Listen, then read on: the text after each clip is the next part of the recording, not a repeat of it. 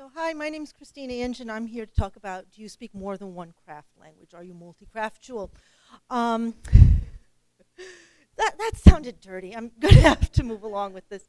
Um, is it going to move forward on its own? Okay. That's good. 2/3 of women who knit, it turns out, also crochet. So it's actually very common to practice more than one craft. And it's also common to sort of shift your focus from one craft to another throughout your career. But you don't need to actually practice multiple crafts to draw inspiration from other crafts. In fact, if you don't know how something's made, it's easier to get inspired by it because you don't focus on the technique so much as you focus on who made it or why. The benefits of exploring other crafts are just multitudinous. They primarily, though, keep you from falling into a creative rut. You could have knitter's block, same as you can have writer's block, just not being able to think of what you're going to do, because tradition's a lovely thing until it starts to limit you. And you decide you have to have a turkey and a pilgrim in your embroidery, and then you put stuff like that out there with your name on it. So practicing multiple crafts keeps you from falling into cliches. The odd thing, though, is doing multiple crossover crafts is actually a tradition. Even in the 19th century, women who quilted drew inspiration for their designs, like Burgoyne Surrounded, from weaving patterns of the day. So it's actually very common to cross over from knitting to quilting, quilting to knitting, glass to fiber, and even visual arts to the written word. It happens all the time, and you don't even need to practice multiple crafts yourself. You can also collaborate with other people. One thing that I enjoy doing is taking inspiration from quilting and applying it to my knitting, because I do both. Log cabin, I think, is a block we're all very familiar with, and knitting log cabin blocks is a very satisfying way to waste a lot of yarn.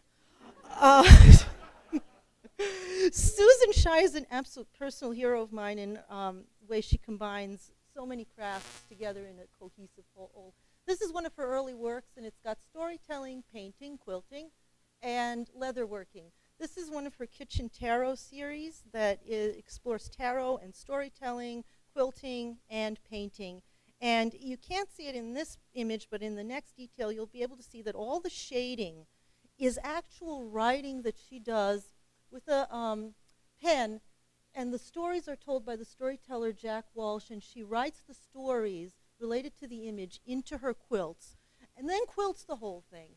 And so you go up close to her work, and it's just these wonderful stories that are then also told with the visual images. Susan thinks of herself as a painter who also sews, but storytelling is really the gist of all of her work. It's the theme that causes it all to hang together. And that's what you have when you practice multiple crafts.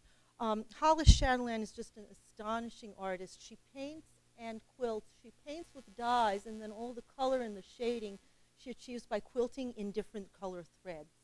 And she's put together a wonderful exhibit called Imagine Hope, in which she collaborates with different artists, photographers, to draw attention to global issues of poverty, displaced persons, environmental destruction. She paints these images. Other photographers go out into the world and they take pictures in the Sudan, and they put this together into an exhibit that's now traveling the country to draw attention to global issues. So you don't necessarily even need to practice more than maybe 2 crafts, like a genius like Hollis does, and then collaborate with other craftspeople to create a whole body of work that's greater than what any of you could do on your own.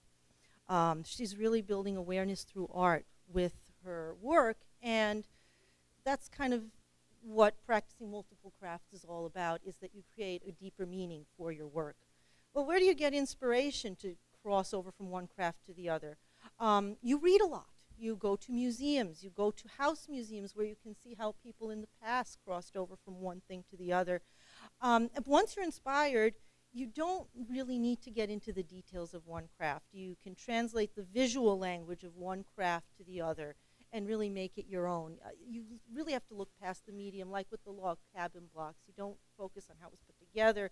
You look at the use of geometry. Quilting has very strong geometry, and you can take that into your knitting. You look at different interpretations of color and texture, and you just sort of make a new work of art from different crafts. My name's Christina Inge, and I'm starting a blog called SewQuickly, which has absolutely nothing whatsoever on it right now, so you'll be very disappointed when you go there. But I promise to put it up publicly so that I'm forced to blog.